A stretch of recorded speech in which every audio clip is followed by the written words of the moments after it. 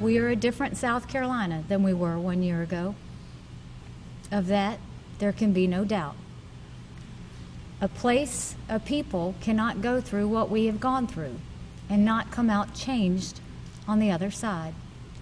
An emotional State of the State address from Governor Nikki Haley as she focused on the Charleston church shooting. She named all 9 victims while focusing on 2 of the 3 survivors who were there.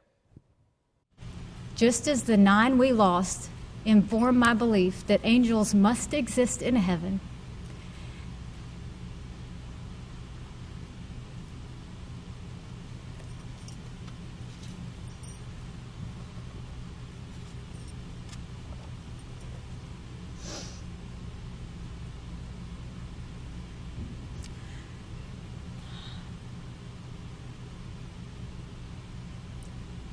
these 2 women and the precious little one who was with them that night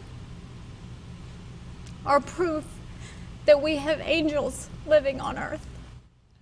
An emotional moment for Governor Haley as she delivered that State of the State address. She recognized the late Senator Reverend Clemente Pinckney's widow and daughters, as well as 2 of the 3 survivors from inside the church. The governor invited them to be her guest at last night's speech. Furman political scientist Brent Nelson and Wofford historian Philip Stone examined Haley's address afterward. It started by recognizing officers and firefighters killed in the line of duty, but she also made mention of the fact that not a single South Carolina armed serviceman was killed in 2015, which drew a standing ovation.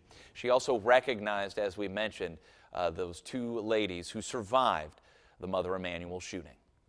None of us had ever remember seeing a governor of South Carolina get that emotional in a State of the State address, but it was not an ordinary year in South Carolina last year.